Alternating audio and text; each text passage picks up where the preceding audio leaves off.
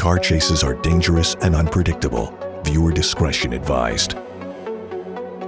Breaking news right now, police in this suspected DUI pursuit. Desmond Shaw is above it right now. In SkyCal. Desmond, what do you have? The DUI driver. Now, we believe that this began with Monterey Park PD, but it may actually be CHP that is now in pursuit of this vehicle. We are westbound on the 10 in West Covina, so we've actually made quite some distance here from Monterey Park.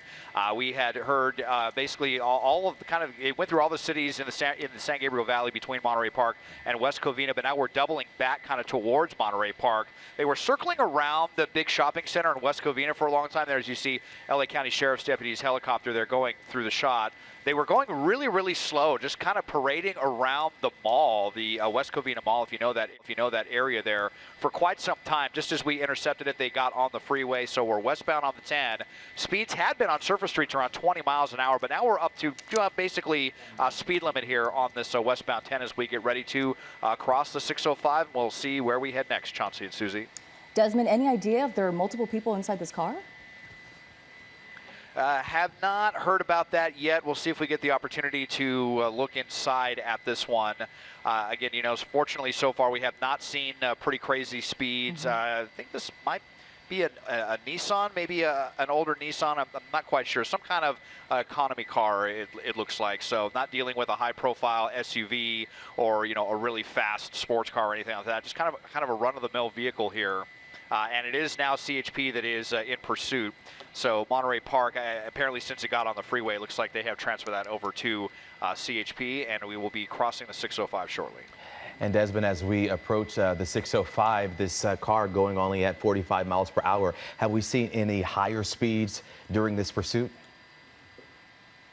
No, if anything, we've seen lower speeds. When they were on surface streets, they were really just kind of tootling around 20, 30 miles an hour, we heard, and just circling that shopping center for a long time. Definitely a strange maneuver. I mean, you think of a big shopping center or something if they were looking for a place to get out and run, but they weren't making any serious attempt to put any distance between them and the police. So, unclear what is going on. Again, suspected DUI driver. That's what started all of this. So, you got to wonder what is going on here as the window's down. I think I saw the arm out the window there briefly. Oh, yeah.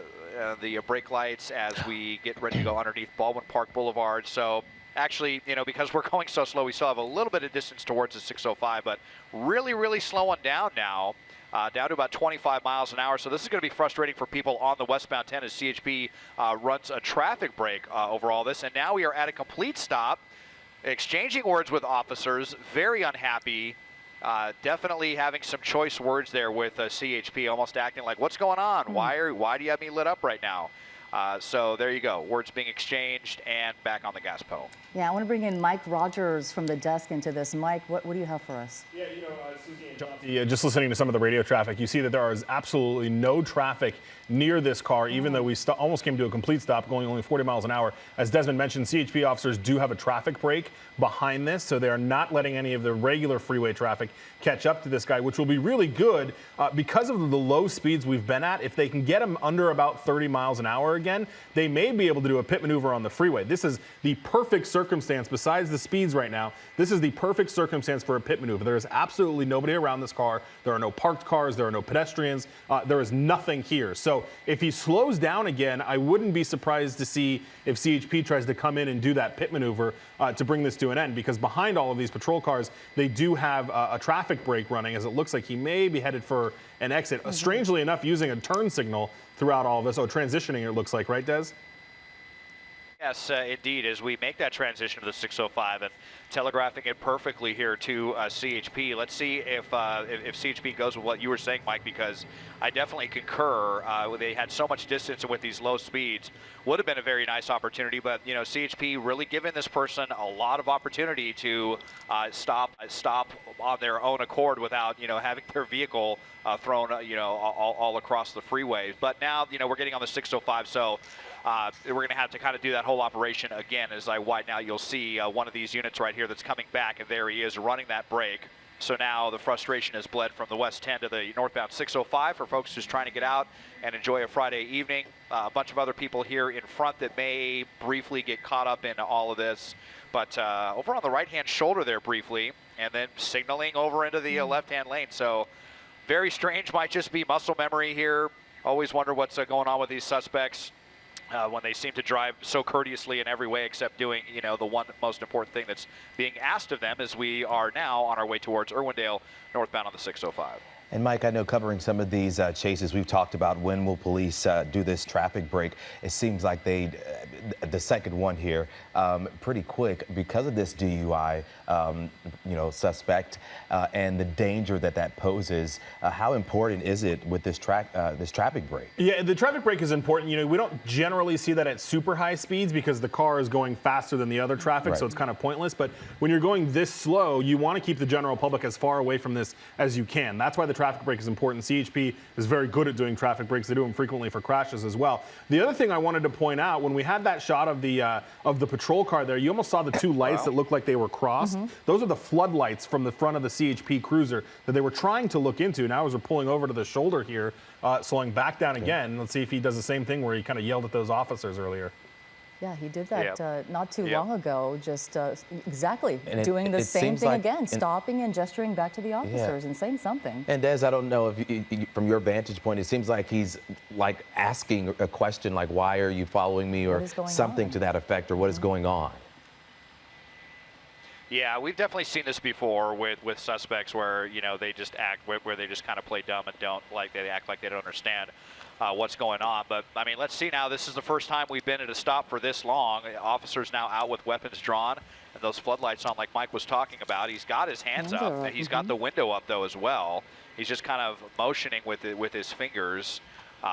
So, you know, you would love to know if you could, you know, really read lips what this guy is saying. We'll double way in here, basically all the way in that we can possibly get a really detailed view. You might have the window down just a hair there, and regardless, he can surely hear the loudspeakers from CHP just telling him to give this up.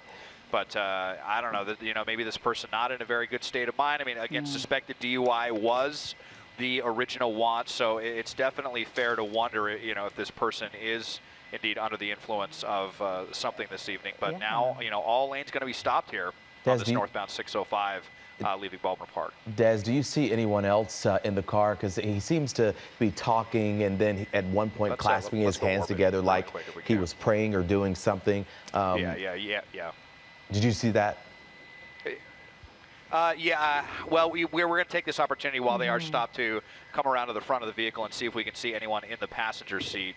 Here we go. And now they're taking it back off again. So he decided to ignore the police.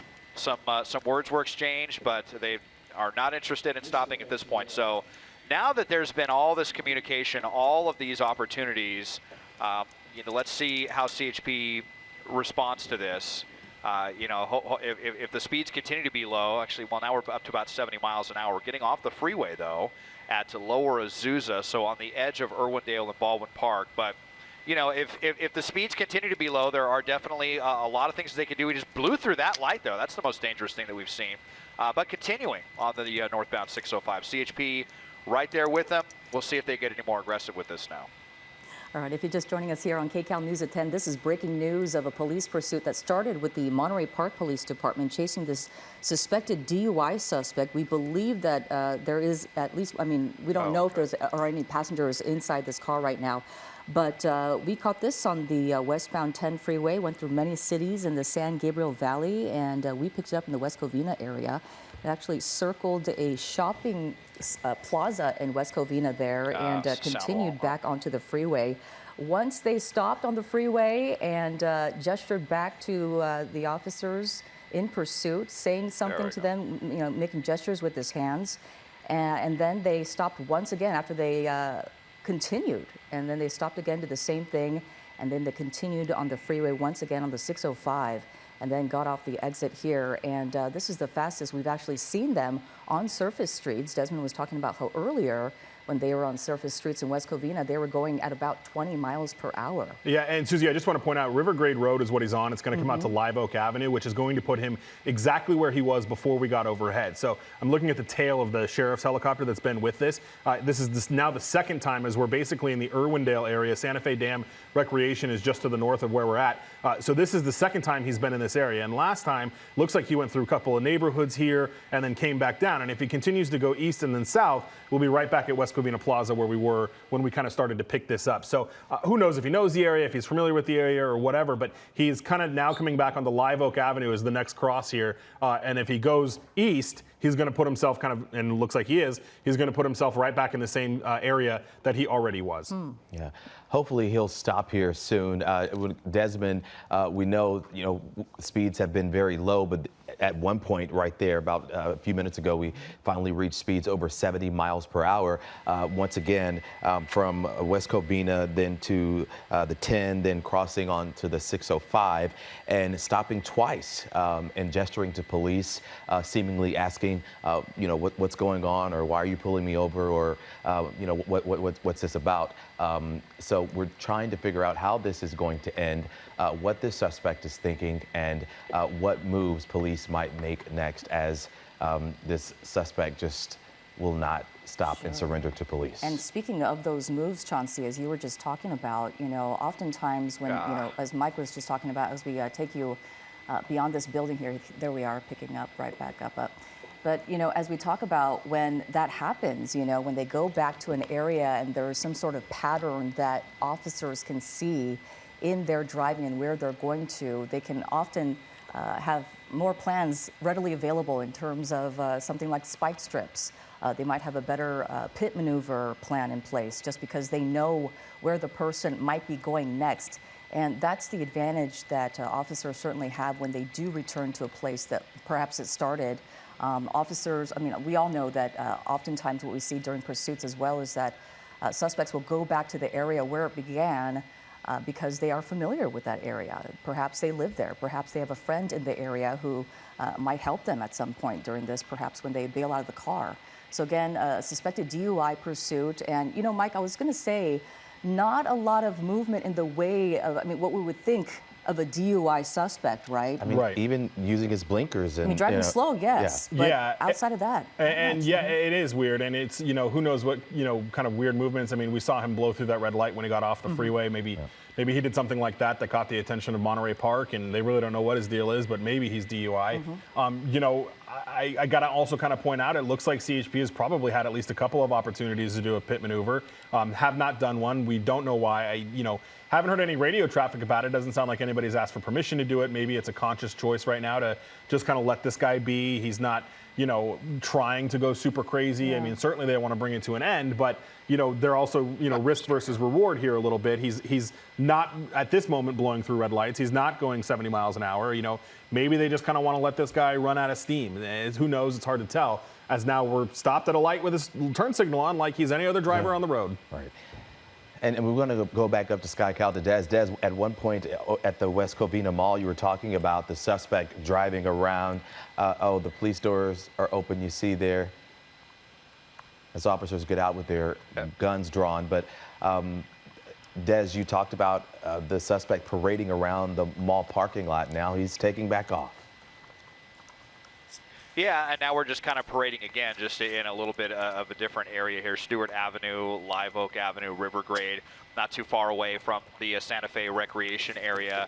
With CHP, so often we've just seen them want to get a pursuit over as soon as the opportunity allows with a pit maneuver or something if they're being defiant like this. And then, there was one time that I know me and Mike covered a chase, I believe in Torrance or Palos Verdes with someone where they were much gentler and they just kind of boxed somebody in, and then they came in and yanked them out without having to spin their vehicle around or slash their tires with spike strips or anything like that. So I guess maybe so far they're just in kind of a more gentle mood so far tonight. We'll see how much longer that lasts, how much longer they will allow this to go on. But we haven't seen the insane speeds at all. We're barely even seeing the speed limit on some of these streets. So so far they're just being extremely patient with this one. as we widen out, you can see just how many units are involved in this one. We're right up against the Santa Fe Dam here off Arrow Highway and River Grade. There's the dam right there to the left, you can see. But and as we zoom in here, I know that there was questions about if there's anyone in the passenger seat. A little bit dark there, but I don't believe so. It looks, I haven't seen any movement coming from that side, so I believe this person is the only person in the vehicle right now. All right, this is breaking news here on KCAL News at 10. As you can see, the CHP in pursuit of a suspected DUI suspect. Again, Desmond telling us that we do not believe that there are any passengers inside this car, but we've been in the San Gabriel Valley area for majority of this pursuit, and we're wondering if that's because the suspect is familiar with these streets. They haven't been going very fast, as you see here, pretty much speed limit, 35 miles per hour on this street, I imagine is about the speed limit. And they have been obeying the speed limit, but we did see them run one red light and also start speeding a little bit on the freeway. But outside of that, we haven't seen any big movements that we might pin down that this is actually a DUI suspect. Hard to tell. Mike Rogers at the desk with some new information for us now. Yeah, Susie, I'm listening. CHP officers have run the plate. They know who the registered owner is. It does not come back stolen. So what they're doing right now is asking sheriff's deputies, or if they've got some CHP units, to go to the house where this was registered, talk to the resident there, and see if anybody can get this guy on the phone. So what they want to do right now is make contact with the driver. So they're going to send some officers or deputies to the house of the registered owner, see if they know who this person is. The dispatcher said they don't have any prior contacts at this address, so it's not necessarily, at least in CHP's database, someone that is known to them. So they want to just see, and as we really start to pick up speeds now in the 70s here, they want to try to get somebody who knows this guy, get him on the phone, and figure out what's going on and try to get him to pull over. Any indication of where that location is? No, I briefly heard them. I think they're giving it to them over their MDC, which is their computer tablet. They didn't broadcast that on the radio, so I don't know if it's in this area or not, but they did mention the SO, which is the Sheriff's Department. So that leads me to believe it is either in an unincorporated area, not really within a city. Otherwise, they would have asked, that city's police department to go do it. So because they've asked the Sheriff's Department, or they want the Sheriff's Department to do it, leads me to believe it's probably in an unincorporated area, or at least an area patrolled by the sheriffs. And Mike, any information on the original stop? I guess this is a DUI suspect, but sometimes it may change, as we've seen this suspect drive at slow paces and also high rates of speed at one point, not even over 75 for real, but for certain a DUI suspect. How do we know that? Yeah, so we've talked to CHP. CHP knows basically as much as we do, is that they were asked by Monterey Park Police to take this over for a possible DUI driver. So that is the information CHP has right now. They're obviously trying to gather more by running the license plate, doing things like that. I did hear a couple of minutes ago, though, that there is still a Monterey Park police unit behind this, which, as we've talked about, CHP doesn't like that. They want it or they don't. So they asked that Monterey Park unit to back off and drop out of the chase here. So Monterey Park, for sure, the agency that started it. We tried to call them. My colleagues on the desk, Caden and Jim, have been working the phones out there. Monterey Park Police didn't answer. That's not uncommon. They're a smaller agency. We have a really hard time getting a hold of them, especially during an incident. So we'll have to wait and get some more details from them. But if it's, possible DUI driver would lead me to believe, like we talked about, a simple traffic infraction or weaving or something that made them believe this person is under the influence and tried to make that stop. Yeah, I mean, they're driving within the lanes, driving at speed limit or, lower than that, more often, I think, than the speed limit. And we still haven't seen the CHP come in with a pit maneuver or any kind of talk about spike strips, right, Mike? Right, yeah. And, to your point, even going so far under the speed limit could also be indicative of being under the influence. True. This kind of aimless driving, the crossing over the center line, all of that kind of stuff could be signs of somebody that is possibly impaired. Is it an alley or a driveway? Yeah, it looks like a... Yeah, I think we're going into an alley right here. Let's see if this comes out the other side somewhere. So, yeah, we're just in the Bradbury area here off of the 605 and the 210. But first time we've been down in an alley like this. This is calling this Sierra Court, apparently here. Des, is he going eastbound? So it looks, I believe we're going westbound right now. And this is going to be coming back out, but there you see the freeway off-ramp right there. So right there from the northbound 605 where it ends on to Mount Olive Drive.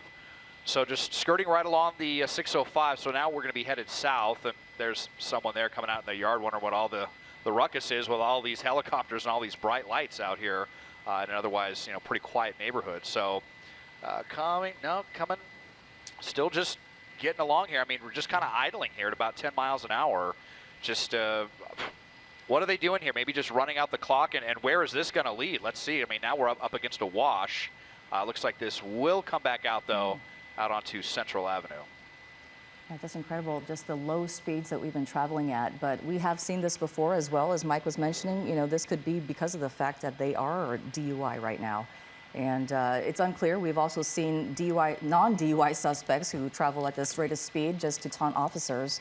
We've seen the whole gamut, obviously, but the CHP not giving up this one, and we haven't seen any stopping methods just yet. But it's curious because we have been in the San Gabriel Valley this entire time, as Mike Rogers at the desk was referring to.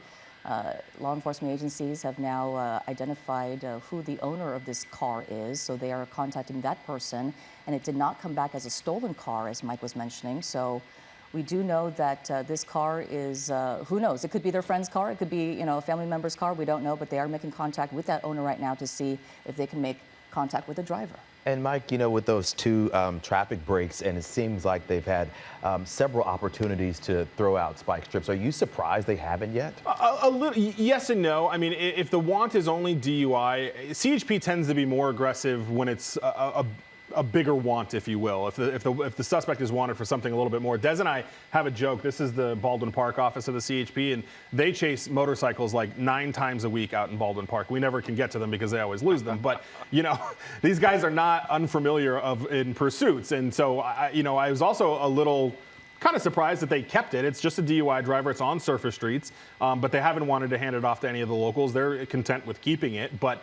I think that if this was a more aggressive pursuit, if he was driving more dangerously, if the want was a little bit more serious, then we may see those a little bit more aggressive moves from CHP. But CHP is, kind of a little bit on both ends of the spectrum. They can be very aggressive sometimes, or they can be perfectly content to let this, go until it stops, until the driver decides to give it up, as we kind of come up against the train tracks here. Yeah, it looks like we're parallel. Yeah, so we're up against the Gold Line tracks. Right here, westbound. Then basically, we're over the top of City of Hope Cancer Center right now.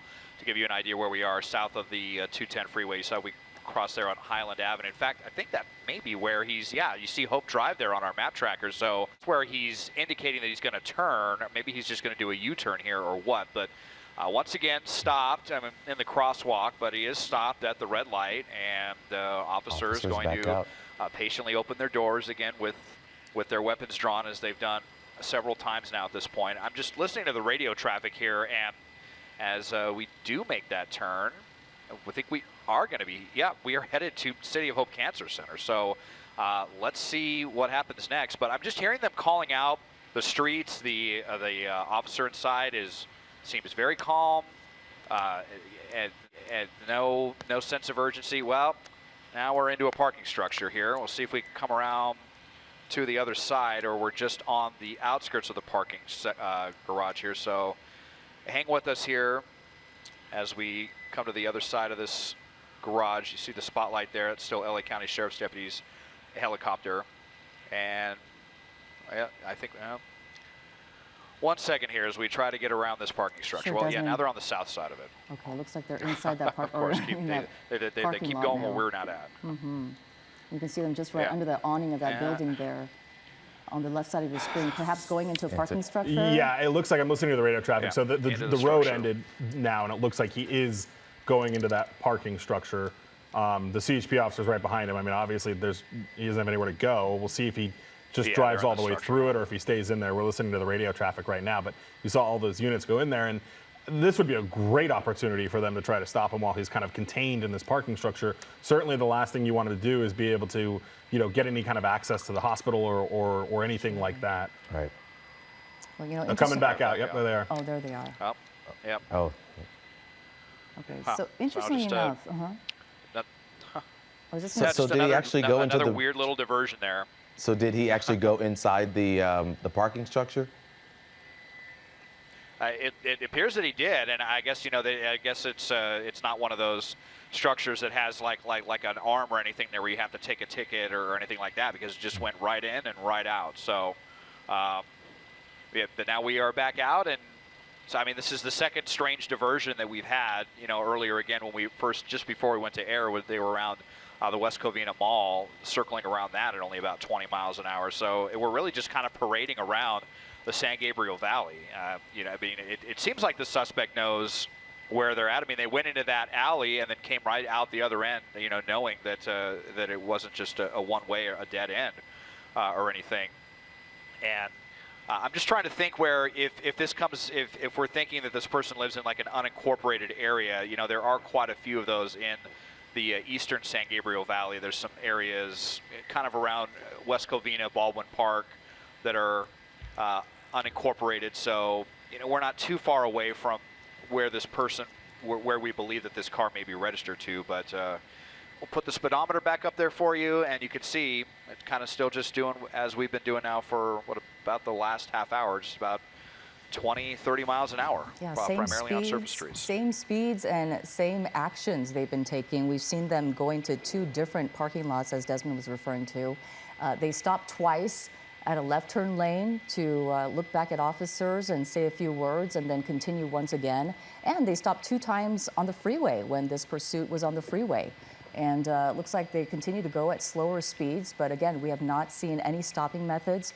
Oftentimes, when not a lot of cars are around, and the safety is of course the #1 priority, but when there are no cars around and it is an ideal time to do so, they can pit this car and turn it around and stop this vehicle, but they haven't done so yet. Well, and even this where he's at right now, there are only like 3 exits to this, and this is one of them where he's on Evergreen right here. He just seems to be very aimlessly driving around. I mean, there is. Oh, here we go. He's stopping again. Yeah. And we are now listening to CHP wanting to do some things to try to be done with this as we kind of course, come onto the 210 freeway here. And Mike, also you mentioned this is someone, a suspect that the police have identified. They know who he is, and we're getting information on them trying to. They at least know who the registered owner is. So yeah, it's always hard to tell if the registered owner is actually the driver, or if it's a family member, relative, friend, whatever. But yeah, they at least know who the registered owner is, and we haven't heard if they've actually been able to get somebody to that house and make contact with anybody that may be at that location. They're still trying to sort that out. But now the airship is saying, hey, let's get in place and see if we can do some things here to kind of help this come to an end. Oftentimes what officers will do when they get that information of an address of the owner of a car, they'll contact that person and see what their relation is to this person. Do you know? And if this car did not come back as stolen, then more than likely they do know this person. And then they'll ask them questions as to, where were they? What transpired before this? And their mental state. Is are they having a mental health crisis? Is there something going on here? Is there, a lot of information they can gain, but just figuring out who this person even is. Yeah, and with them, with the suspect driving so close, you got to ask the question. We wonder if that call has been made to him, if he has spoken with family members or friends or people that police have spoken with. Yeah, there could be lots going on in that car right now that we don't know about, obviously, but we have seen that person put their head out the window and put their hands up during multiple times during this pursuit, and appear to look like they're going to surrender to police, and then they just put their hands back on the wheel and get back in the car, and they never came out of the car, but their hands back in the car and continue driving. And that's happened multiple times, and that's when we start thinking, okay, first of all, this is a DUI suspect, obviously, so they can be acting in a certain manner or whatever that is, but also just the fact that they could be taunting police, that they know that they're going to continue and get out of their cars, and whenever it comes to a stop, that's the protocol. They have to get out of their cars and draw their guns, and that's what they've been doing. But when the suspect continues, obviously a very frustrating situation for the CHP, but we have seen this before. And just kind of this bizarre pattern of driving too, where sometimes we're abiding by traffic laws, sometimes we're not. Now we're at a stoplight. Sorry, I was listening to some radio traffic. Irwindale PD is trying to get involved in this, and they don't want them to do that either. So, CHP still dealing with this, and really slow speeds and this now we're stopping at the red lights. Now we're using turn signals. It just, who knows what this person's thinking and or what is going on through their head while they evade CHP here. And in some of those stops, we see the suspect gesturing out of the car. Yeah. Even at some point, it seemed like he may have been asking, like, why, or or talking to himself or someone in the car, or with officers. Even at one point, we saw him clasping his hands inside, maybe like praying hands or something. We want to go back up to Desmond Shaw with the very latest over this DUI suspect pursuit. Well, yeah, here we are, Central Avenue, and it's just really kind of the slow tour of the San Gabriel Valley that continues this evening, that began with Monterey Park PD and then made its way over to and now, so we started in the West Valley, then the East. Now we're on the north side here, north of the Santa Fe Dam recreation area on the border of Duarte and Irwindale, the city of Azusa up here, and the suspect just really content to keep these really low speeds going. I thought I did hear a little bit earlier one of the dispatcher that was communicating with one of the officers in pursuit here, that they did make contact with the registered owner, so that maybe they were trying to get a contact number for this person, see if they can get their cell phone number and try to see what the deal is with this. As we're back out here, and again, as Mike was hearing as well, they're definitely formulating a plan to see if they can bring this to an end with the way that this suspect is driving pretty predictably and so docile. They definitely have a lot of opportunities to get out here and bring this to an end if they so choose. And it's just so interesting with CHP, because we've seen, especially because they didn't initiate this, we've seen other instances with, relatively minor offenses like this, where they get requested to come in, like what happened with this, and then they just say, it's on surface streets, we're giving it up. You guys can take it back if you want. But that's not what they're doing here. I mean, they've now been in pursuit on this one actively for quite some time, and mostly, a lot more on surface streets than on freeways. So you just never know how CHP is going to handle one of these situations, as we see again with the window down and him talking to officers here, almost, I don't know if he just thinks that if he just yells at them, they're going to leave him alone, but it is not the case, sir. It would be better to just get out in handcuffs now than be in handcuffs later with flat tires or with some damage to one of your bumpers. Desmond, thank you. And Mike, we were talking about this earlier, about the traffic breaks. We saw one on the 605 as well as I-10 when the driver was there on going west, and how this driver has been driving, and the several times he stopped and gesturing to police. And we keep calling this a possible DUI suspect because, obviously police in the beginning got some kind of information about this driver and possibly the way he was driving. Right, yeah, and even in that last stop, when he stopped the stoplight or the traffic light there, you could see him still very agitated, very emotional with law enforcement. Are we in a parking lot now, Des? Yeah, we are getting into a parking lot here. Bradbury and Bloomdale Avenue will just widen out. I mean, there are quite a few car dealerships here in the area. This is a big shopping center that looks like it is shut down for the night. I believe that's a Target there on the left. So, I mean, the randomness kind of continues. One big shopping center in West Covina, City of Hope Cancer Center and their parking garage, and now into another huge shopping center here. And there you can see, another unit that is just in the area, and it's just so easy for the authorities to have officers all over the place if they want for the suspect. If they do decide to get out and run, you can kind of see them almost able to predict the future because the suspect has been, so going so slow. But back out of that parking lot now, back out onto Central Avenue, which we have been on for some time. So just another little random diversion here as we parallel the 210 freeway there. All right, thanks a lot, Desmond. Once again, we are following this possible DUI suspect. We've been on the chase for probably about 40 minutes, if that. Once again, a suspected DUI driver here. It started in Monterey Park, then going on West Covina there, parading around the mall parking lot there, then hitting the west the 10, then also crossing over to the 605. At times, we've seen him actually stop the car and a gesture to police, and then police get out with their guns drawn, and then the suspect drives away. Once again, a possible DUI suspect.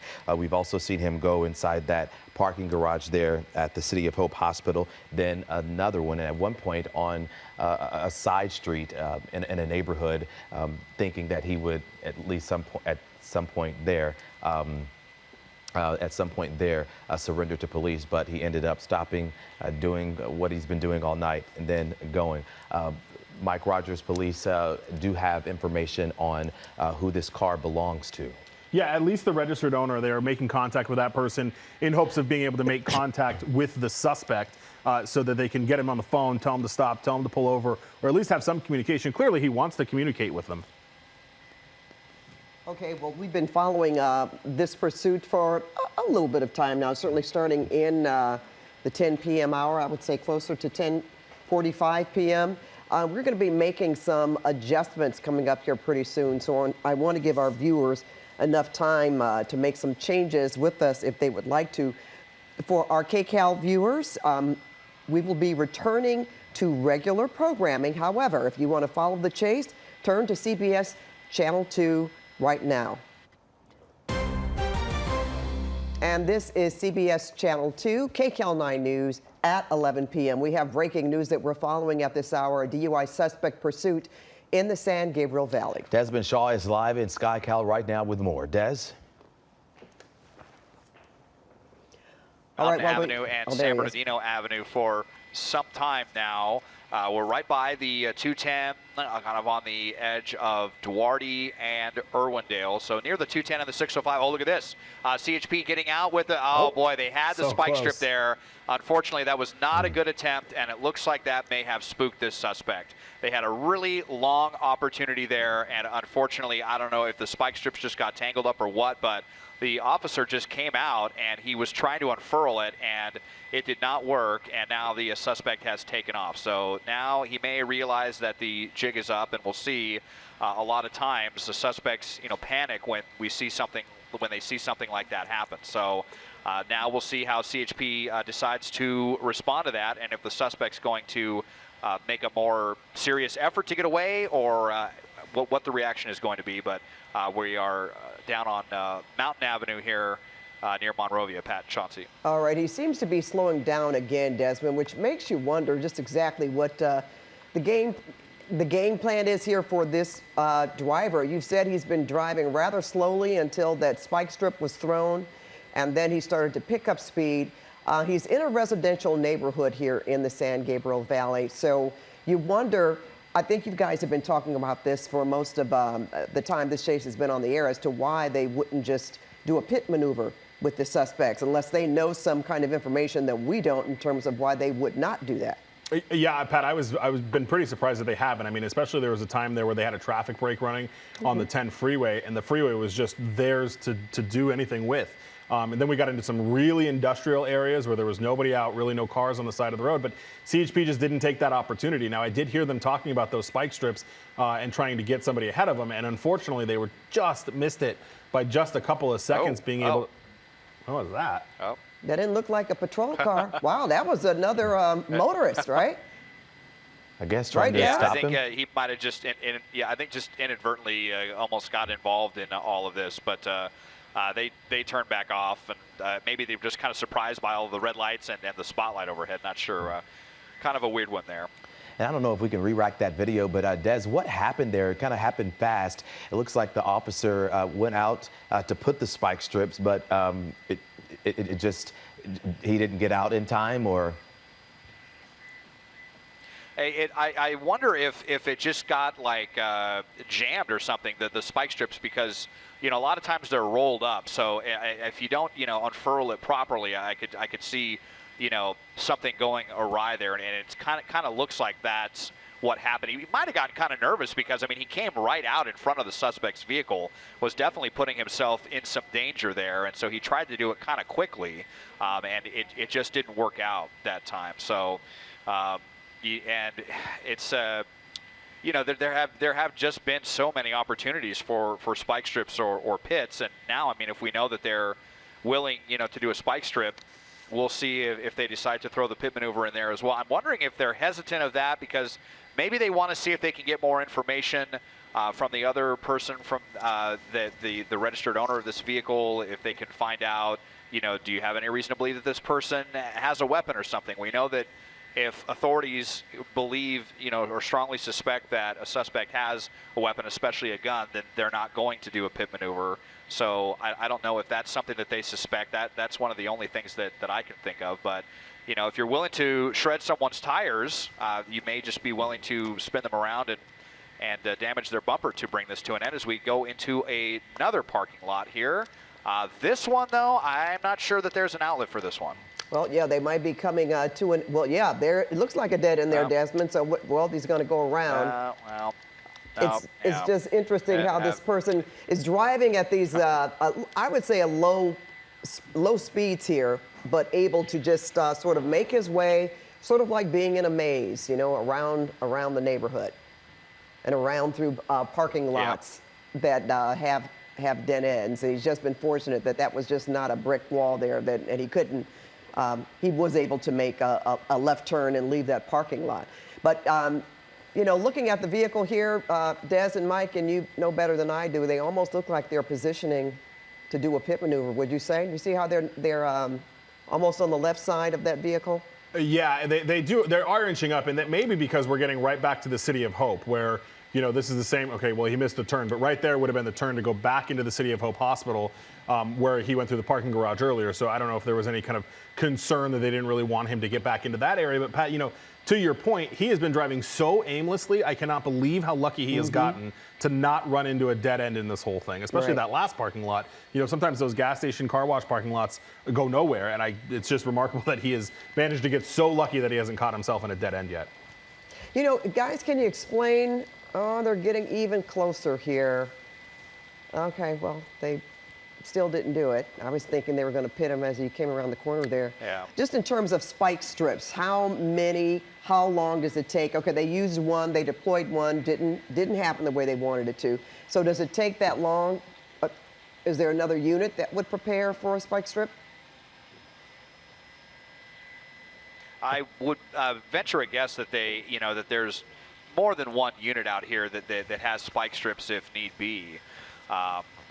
We did hear some of the chatter earlier when the dispatcher was asking, which of these numbered vehicles had spike strips in them as we go into yet another parking lot here. And I mean, again, what better opportunity is there to pit someone than in an empty parking lot and just bring this to an end? But just CHP not interested in doing that this evening. So we'll see if anyone else has spike strips out there, because we were just on Highland Avenue for probably the fifth time.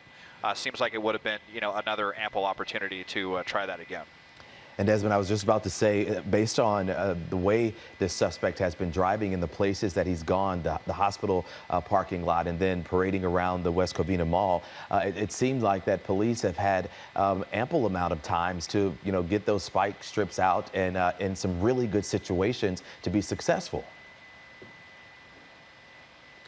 Well, yeah, I mean, absolutely. It's really, frankly, kind of baffling why they're allowing this to go on for so long. If they, the only thing I can think of is that they know or suspect something else that we are not privy to is really the only thing I can guess right now. Would you say, especially CHP guys, of all the agencies, just in terms of deploying spike strips, doing pit maneuvers, bringing something to an end as quickly as they possibly see fit, CHP would be the agency to do that? Yeah, absolutely. I mean, gosh, I remember countless pursuits where within 5 minutes of CHP being involved, the second they got the opportunity for a pit maneuver, bam, it was done, pursuit was over. And they just, for whatever reason, have been deciding to take a totally different tack tonight. We know that that LAPD and LA County Sheriff's deputies have really changed their tune in general in regards to pursuits and going into tracking modes, or even just giving up pursuits, completely. Some of the smaller agencies and the Inland Empire and Orange County agencies still tend to, be on the more aggressive side with these things. In general, CHP, I mean, maybe they're just kind of more of a wild card now at this point, where they may be, one sergeant on duty may call for an aggressive maneuver, and another may just say, well, okay, well, this guy's just going 20, 30 miles an hour. We're just going to see where this leads, see if they run out of gas, see if we can, get them to stop at a dead end or something like that. And okay, now this is the first time I think we're going on like a bike trail right now off of a wash from Central Avenue and Huntington Drive. So where are we going to go now? Let's just widen out and see. Actually, it looks like this is going to go out into some neighborhoods as well. So this suspect, as aimless as they are, they definitely seem to be pretty familiar with where they're aimlessly driving. This is that same side road that we were on earlier, Des, that kind of parallels the Bradbury Channel, and he'll come back out kind of on the Bloomsdale and I think Central Avenues down there as well. So second time we've been on this exact same road. Well, I'm sure the residents are appreciating all this commotion, hearing the sirens, and know that this is, that's the second time that they've ended up in this particular area. Yeah, I would also think because of that as well that they want to bring this to an end. And Des, as you were talking about, no rhyme or reason necessarily for the CHP, because we have seen them do pit maneuvers when a car was going well over 35 miles an hour, and they just wanted to stop it. So we have seen that happen.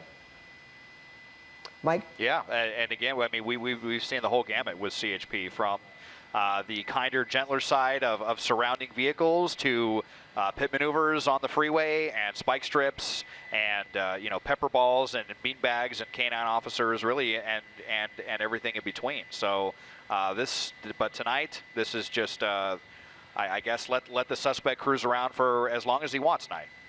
And when the suspect has seemingly stopped and gestured to police, we don't know on the ground what he's saying to police. We don't know what information that they have. But, especially with those two traffic breaks, Desmond, one on the 10 and then the other on the 605, when they had plenty of space and a good time and a good situation to put those spike strips out. Then we did see one failed attempt. We don't know what actually happened there, if the strips got coiled up or if that officer, thought the car was just too close and decided to, get out of the way while the car came through. But we've seen this guy stop at least 3 times, gesturing to police, doing what he's doing now.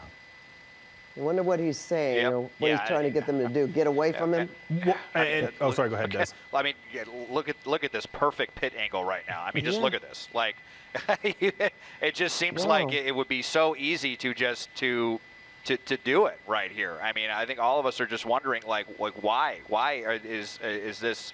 There is look, there was another spike strip attempt, but again, the suspect evaded it. That time they were able to unfurl it the whole way, but they may have just telegraphed it a little bit too much there, and so that's now the second attempt that we've seen. Okay, are we coming in now with a he's speeding up? Thought he might do something. Yeah, just not sure here. Out on Huntington Drive, a big wide street. There's no parked cars.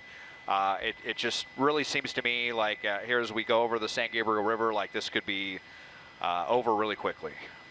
And you know something, for a DUI suspect, I mean, we haven't seen him do too many things, right? I mean, he sped up at that point when they tried to deploy the spike strip the first time, but other than that, haven't seen really any reckless driving from this person. And that's kind of the down. I mean, low speeds are great. We don't want anybody to get hurt, but the downside of that is he has plenty of time to react when he sees the spike strips.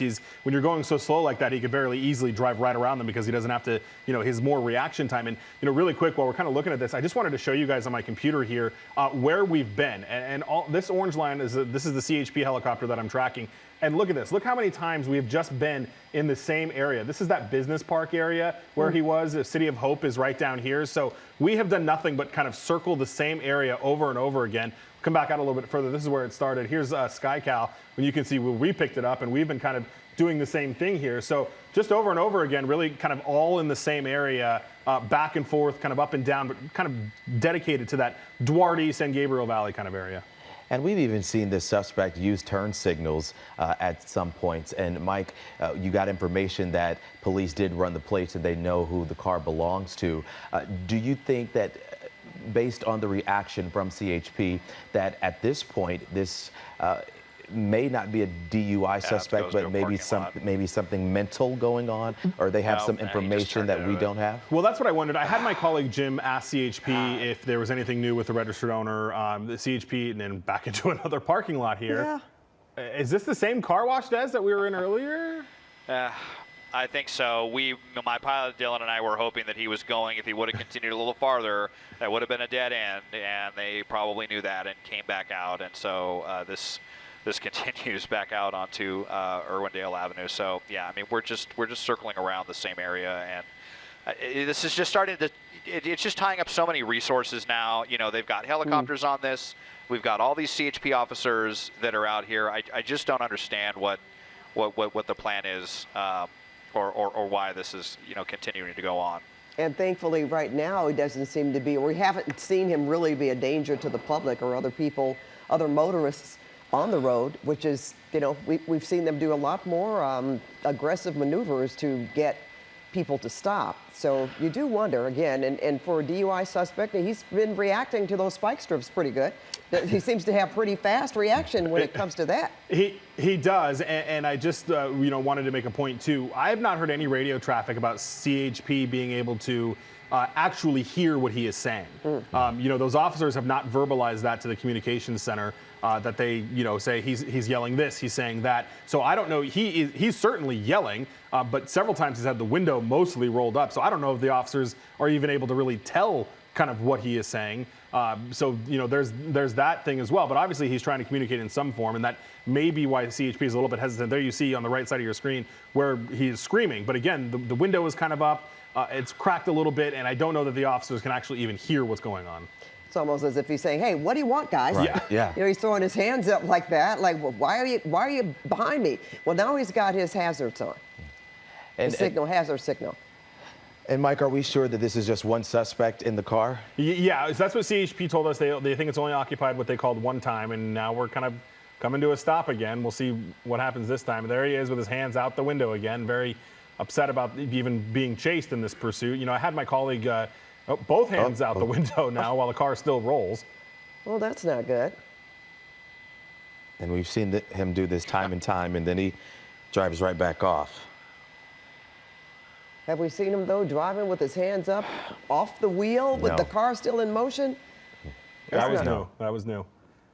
Yeah, and we asked CHP if there is any new information, if they were able to make contact with that registered owner. CHP says at least the people that we speak with at the Traffic Management Center, they don't have any new information. So, we'll have to wait and see if those guys were able to get out there to the registered owner's home or speak with them or figure out who's even driving. I mean, if it is the registered owner, they may know who he is, but they're just obviously trying to get something to bring this guy to an end, or even to have a bargaining chip with him if they can make contact with him and figure out what his issue is. Let's remind our viewers, how did this start in the first place? They got a call about a guy driving erratically? So, yeah, well, Monterey Park picked it up, Monterey Park PD, which, by the way, we're pretty far east of. We've never really made it back west towards Monterey Park, but Monterey Park PD was the one who chased this, and they chased him into West Covina, and that is where CHP picked it up. Now, we've tried to get a hold of Monterey Park PD. They're a smaller agency. Watch Commander's not answering our phone calls right now, but it's unclear if they got a phone call, if they observed something that made them think that he was DUI,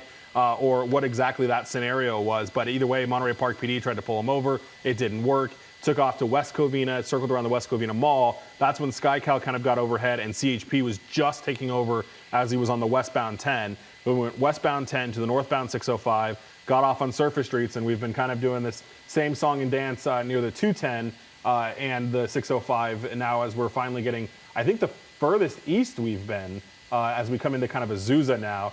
This is the CHP helicopter again, so you can kind of see right where we're at. This is Azusa, the west side rather, of Azusa here on Vernon Avenue. Well, he has been committed to surface streets for quite some time now, as opposed to getting back on a freeway. So that almost makes you think, or makes you believe, that he possibly knows where he is, or he is thinking of a plan to possibly stop. But, you know, you never know, because we're at this point, we really don't understand. If it's just a DUI, then you stop. Yeah, or if there's something more going on. And, you know, it's kind of good that he hasn't gotten on the freeway. I mean, he was going at such low speeds on the 10 that they were doing a traffic break behind him and really causing a mess on the freeway. So at least we've been kind of in these industrial areas, minimal impact of traffic. We're in an area where there's really not any pedestrians. You know, hasn't done a whole lot to, you know, and that could be why CHP is just letting him do his thing and wait until he just decides to be done.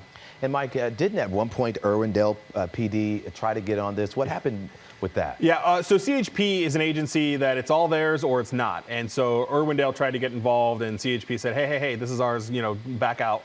And they did the same thing to Monterey Park. Monterey Park was trailing them for a while, and they also asked Monterey Park to back out. That's just their policy. They want to be in full tactical control of the pursuit. CHP has their own policies, their own rules for pursuits, and they just want to make sure that everybody is kind of playing with the same playbook or the same rule book when it comes to chases. And they can do that by making sure that it's only their officers. As we're kind of getting a little bit closer to the car there, I keep waiting. You know, we're at 17 miles an hour here, turning into another parking lot. Yep, anticipation. And we know, too, if CHP wanted Irwindale or any other agency, they would ask them to get involved. Right. And we've seen that with at least some spike strips. But, you know, they've asked outside agencies to help them with some spikes. But they haven't done that in this situation. And, I keep thinking he gets real close there, that back unit. I keep thinking that he's going to want to make the move, but they just don't. And Desmond, it seems like that this suspect has been choosing these places where he goes in, and as we've seen, he can easily get out. He's picking up speed now, Des. Yep. Yeah, and you know, we are up to 50, even 60 miles an hour all of a sudden on some of these surface streets. So the speed's suddenly going up, but it really just seems like he's just kind of toying with the officers, just taunting with them. All of the words out the window, going in and out of parking lots, all the words exchanged, the hand motions. It looked like he maybe even kind of brake checked officers at one point. And CHP is usually the agency that does not put up with any of that. So that's why this has been just so confounding how long this has gone on. And not to mention that we've been on surface streets about 85 or 90% of the time. Are we getting on the freeway right now, though? Yes, we are. It looks like we're going to be getting on the westbound 210. So definitely going to have, you know, some more vehicles out here. Now we're going to have those units run those traffic brakes again. And what is the play here? Getting back on the freeway. It just seems like we've just kind of been on a tour of the San Gabriel Valley with what we've hit. We've been near the Santa Fe Dam and those big holes in Irwindale. We had the big shopping center in West Covina, a bunch of different parking lots in Duarte. And now let's see where we head next as we are westbound on the 210. Yeah, well, you're talking about tying up even more resources, as you mentioned, with them being on the freeway, because, you know, even to do traffic breaks, that takes extra manpower, if you will, or extra resources, and then you tie up all the other motorists that are on the freeways. At the same time, now he's picking up speed again, well, driving as you would on a freeway, and it just we really don't see any end in sight to this, or any playbook necessarily, because he's just done everything possible that we thought would have ended a long time ago, but it has not. And Desmond, you talked about how you were baffled as CHP hasn't, you know, put an end to this. We know we had 2 spike strip attempts, but at this point, what do you think it's going to take for them to finally do something or make that decision to put this to bed? Because, like you said, at this point, it's just wasting resources. Yeah, I mean, now that we're back on the freeway, I can't really see any serious attempt going on. I mean, really, the hope at this point is probably that the suspect didn't have much gas in the tank when this, when this all got initiated well over an hour ago, more like I think 90 minutes ago now, when we first heard some of the reports of this. So. I don't know. Maybe the way that they're reacting and just kind of letting the suspect do whatever they want when they've had every opportunity in the world to stop this makes me think that that's the play. Just let the suspect parade around until they run out of gas, because there really have not. That's the two spike strip attempts, one of which was wildly unsuccessful. We're just not really seeing much in the way of anything other than stay behind the suspect and call out the streets and the speed. You know, it's almost as if we didn't know any better, watching him actually toy with police, and I'm going to say toy, when he was waving at them and making those gestures. I mean, he hasn't been over the speed limit. It's almost as if he's just a normal driver on the freeway and even on surface streets, except the police are following him and they're trying to get him to stop, and he won't stop. I mean, you just don't go through parking lots and keep it going like it's a maze if you have good intentions. And that's what we were talking about. You look at him in these, he looks very confused as to why he is being chased. Well, just stop and find out. Right. Especially here on a Friday night, just stop.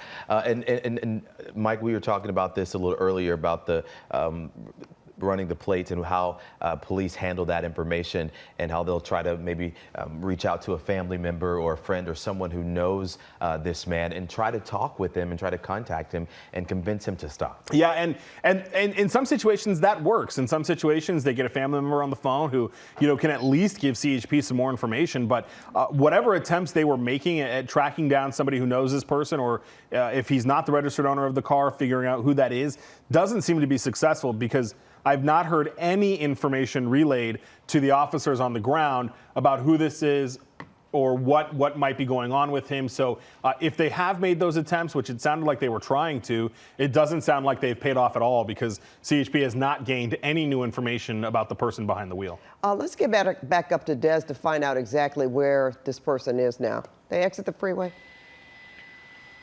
Yep, off at Arrow Highway and headed back east again. It's the second time that we've been on Arrow Highway, so we're not too far away from the Santa Fe recreation area. Actually, that's it right there on the left.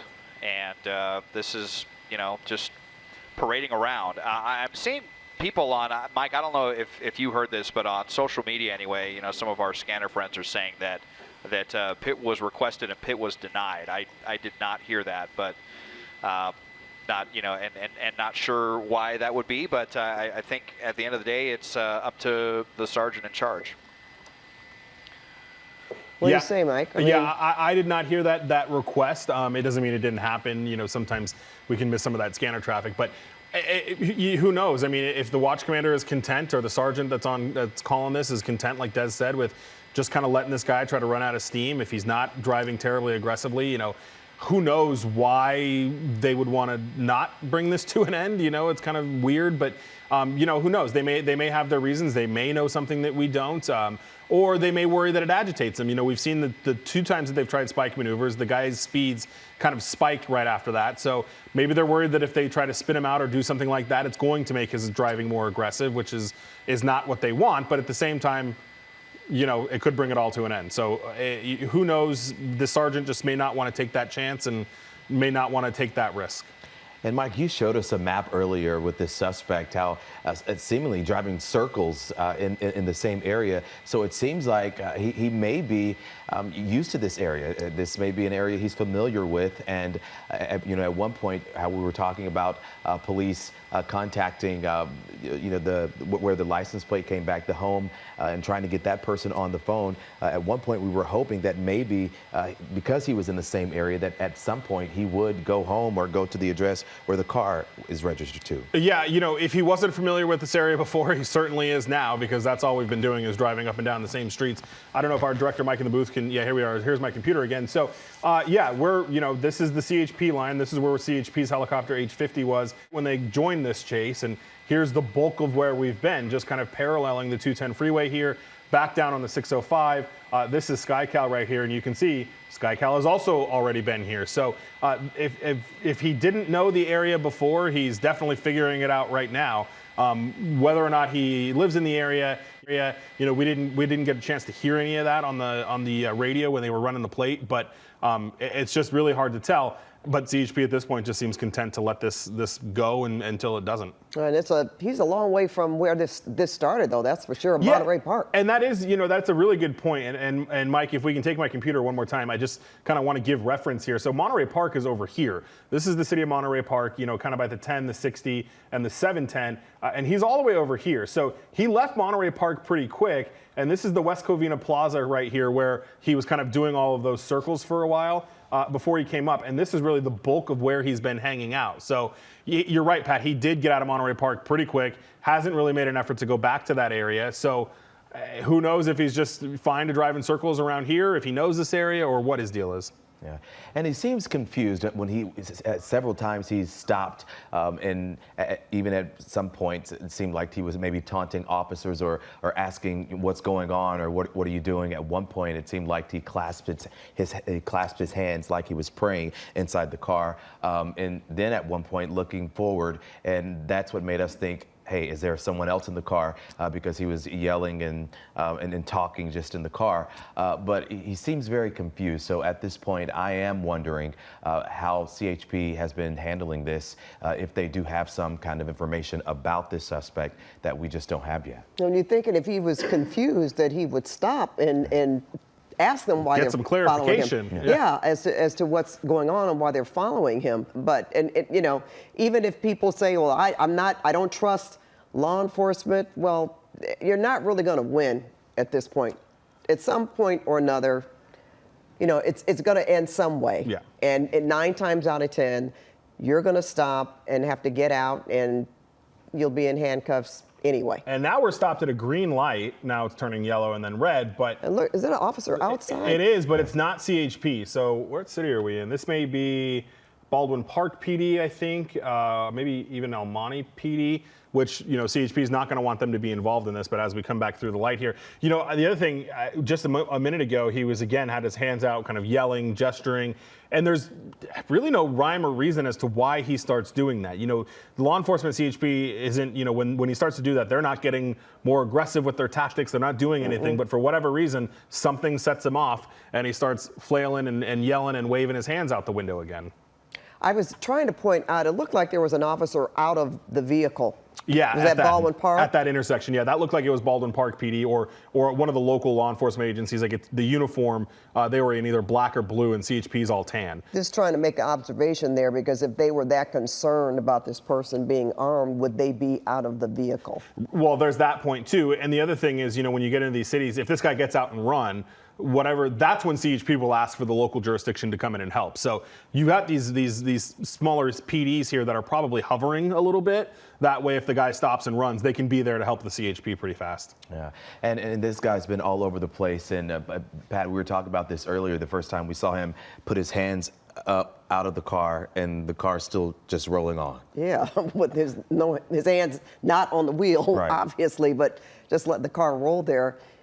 It kind of looks to you guys, and as Desmond was getting that angle there, Oh. so close. Yeah. I was going to say, though, it kind of looks like, as Des was getting that angle, the back seat might be filled with stuff. I noticed some stuff kind of in that back window there. So Back on the freeway. there's a lot of stuff in this car. Des, you said we're getting on the freeway? Yeah, back on the northbound 605, it looks like. So, yep, just on the freeway, off the freeway, Monterey Park to West Covina to Irwindale, and I guess we're headed back towards Duarte and Irwindale again. I mean, you start to wonder, like, if the fatigue level of the officers that are in the pursuit here, of the tactical flight officer in the air, you know, at this point, it's just it's just such an aggravating situation all the way around, and it just seems like the suspect is just running the clock out as long as they want. I mean, I wouldn't be surprised if they're live streaming this on social media in the era that we live in. We know that has happened plenty of times in the past. I would not be at all surprised if that's happening right now. and it's just CHP is just allowing this to happen. When I mean, there's been countless opportunities to just perform a pit maneuver and get this done, or to get a spike strip unfurled when they're stopped at a light for 2 minutes, or any of these opportunities. And just Friday night joyriding around the San Gabriel Valley, and I'm just really curious what the logic is here from the people calling the shots to just allow this to go on. And really quick, Pat and Chauncey, I wanted to bring up too, Desmond just mentioned fatigue or, potential fatigue by the officers. This is a little bit of a unique situation with CHP. Usually we see these people get some sort of geographical distance on these, and that allows the CHP officers to swap out as they come into different areas. They have been exclusively in the Baldwin Park office of the CHP, and those officers have not changed out at all, which is unusual for CHP, because usually we would go from Baldwin Park to East LA, and each one of those different offices, you get a new set of officers that come in. But because this guy has never left the Baldwin Park area of the CHP, it's been these same officers the entire time, and the same sergeant calling the shots. When we go into a different area, you get a new sergeant who can make new decisions. So the situation is almost a little bit static here, because you have the same sergeant making the call, the same officers behind the vehicle, and that's just kind of where we're at until he leaves and goes into a new area. And at this point, he's going east, and he's not going to hit a new area until he gets into San Bernardino County. And that is a good chunk of distance that he would have to cover, which so far he is not, even though we are now eastbound on the 210. We'll see. But the way this guy has been going, he'll jump off the freeway and stay right within the same area. Desmond, it's interesting. I hear we talk about this a lot in terms of them actually wanting to get a fresh set of eyes on a pursuit that has gone some distance. And this has certainly gone some distance tonight, staying in that same area. But it looks like they're going to are they trying to make an exit, Des? Yeah, exiting here at Irwindale Avenue, where we've been maybe about a dozen times. I think I saw half a peace sign coming out the window directed at the officers behind him. And but CHP still just allowing this recalcitrance to continue this Friday evening in the San Gabriel Valley.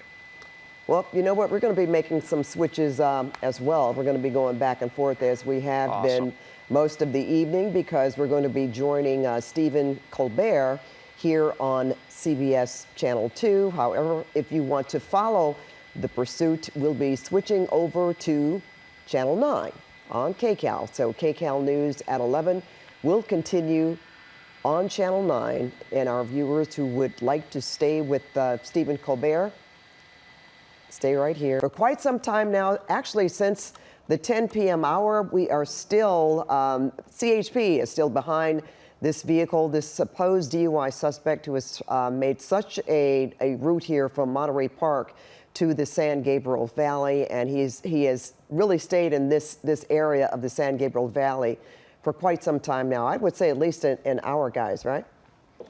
Yeah, for sure. I think we came on the air, gosh, 10:30, just before 10:30. So yeah, now we're over an hour now, and then that was going on before we got overhead too, for about 10 or 15 minutes. So it's been going on for well over an hour now, and at this point, we've still got plenty of fuel. It's a CHP helicopter that's got plenty of fuel, but how much fuel does the guy in the car have?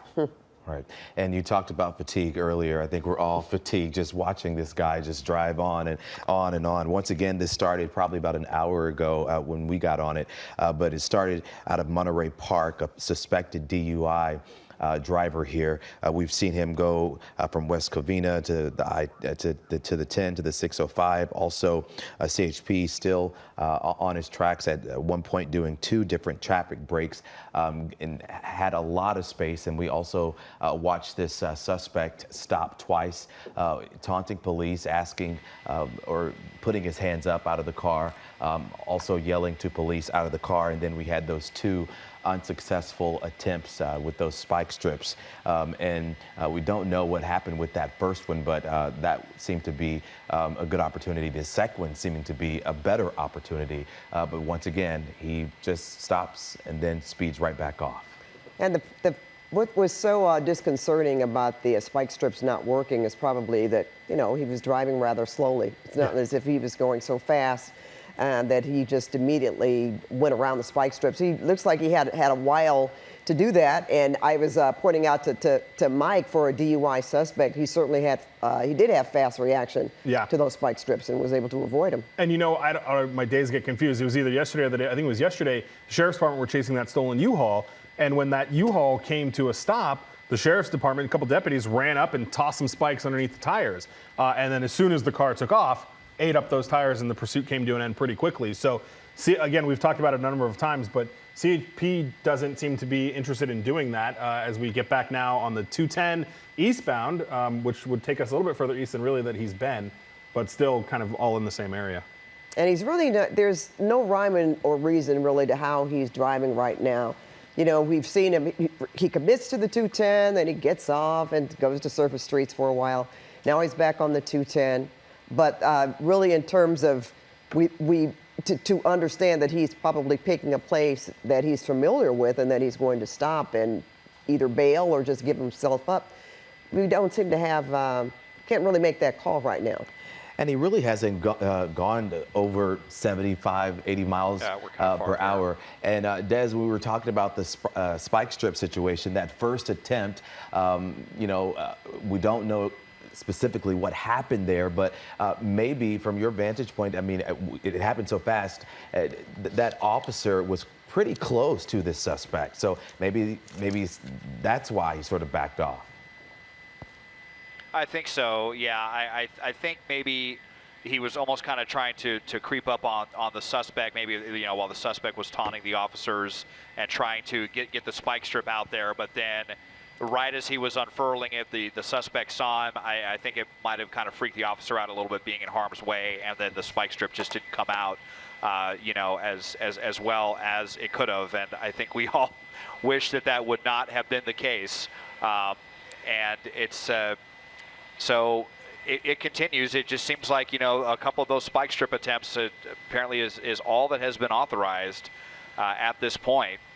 You just don't know what to expect when it comes to CHP. I will say, you know, I'm kind of surprised, especially because we've been driving slow speeds in really kind of the same area. Well, here's somebody right here who might realize what's going on, a cyclist right there with a bike, because when these kind of pursuits go on for a long time at slow speeds in the same area, a lot of times it ends up turning into a circus out here.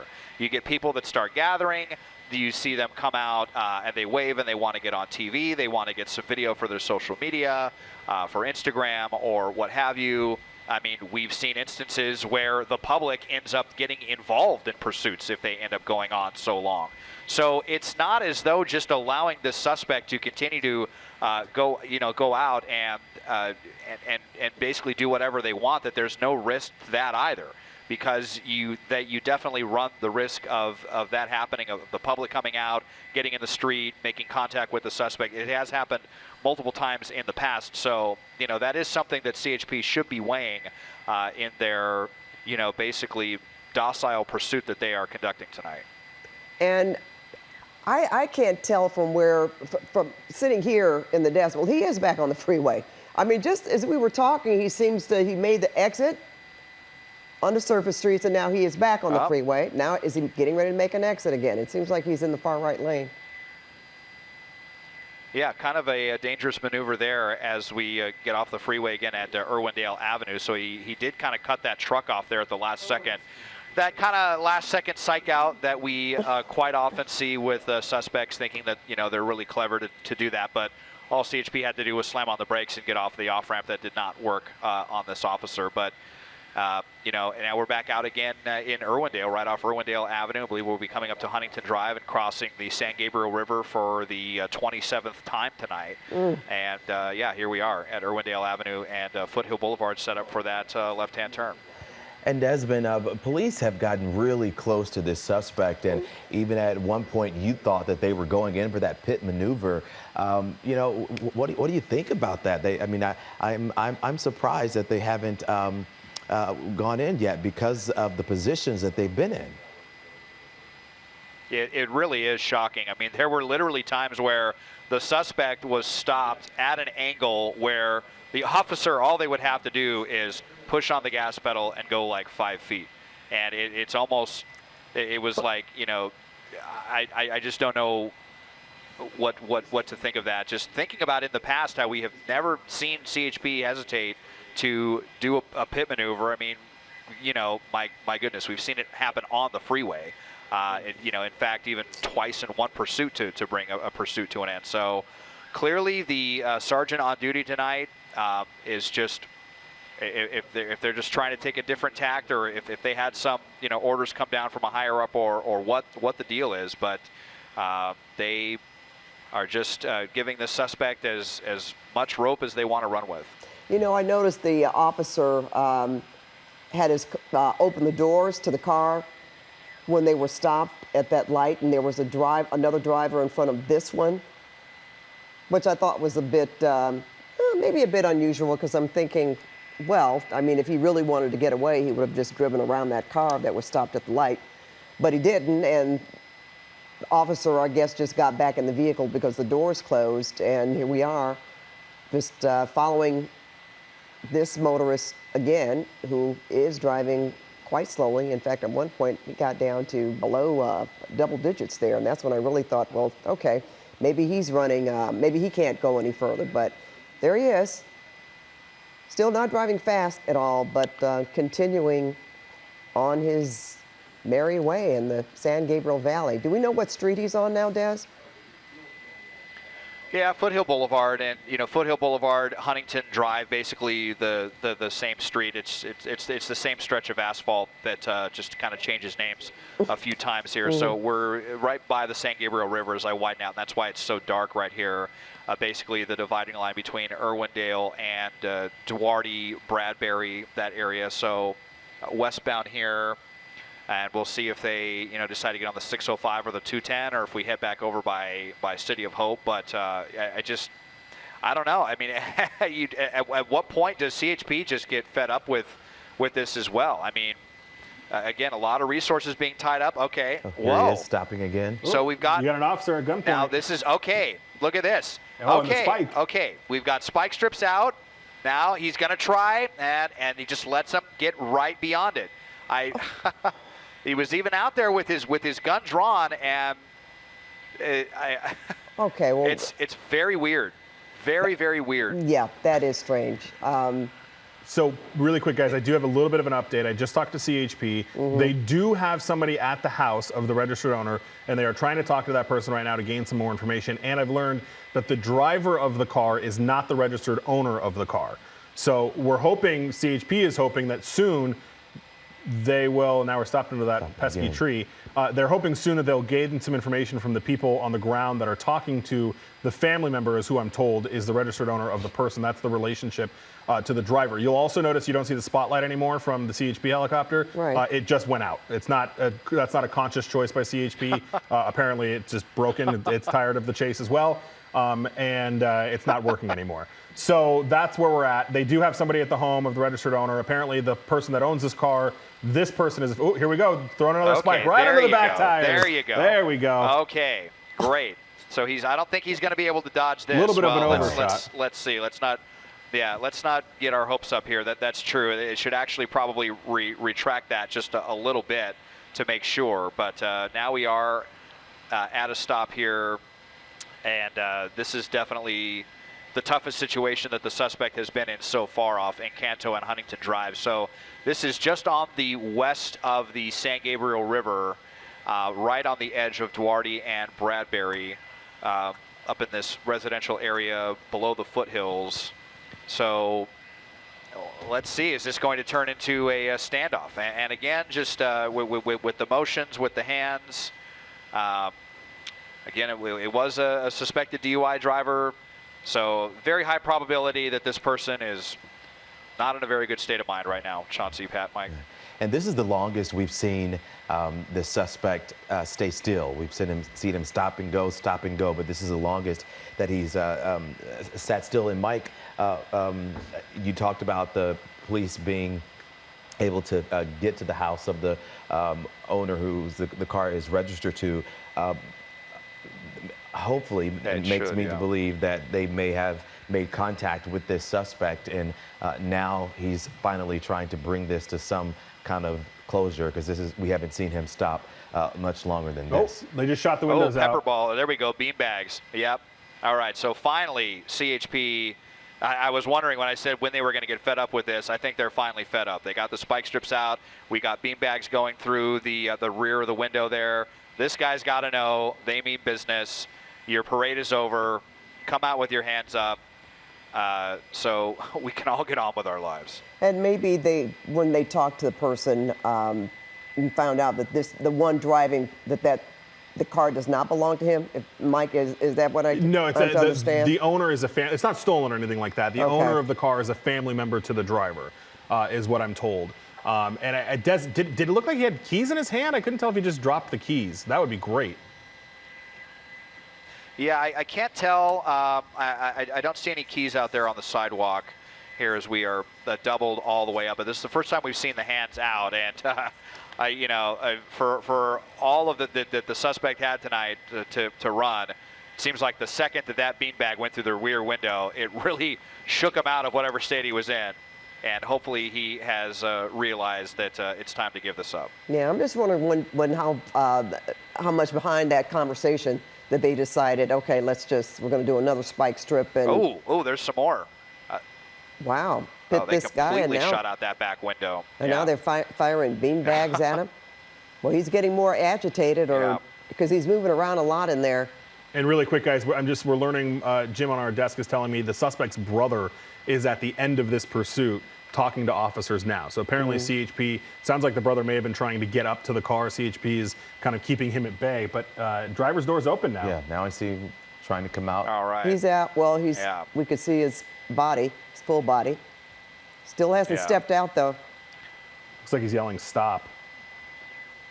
Yeah, we can mouth that. That does seem pretty obvious. He's yelling stop at the officers. But again, this is what I was saying. I just don't understand why you continue like this, because now you run the risk of having pepper balls or something shot at you, or getting tased or whatever. It's pretty clear when a pursuit is going like this, you're going to end up in handcuffs one way or the other.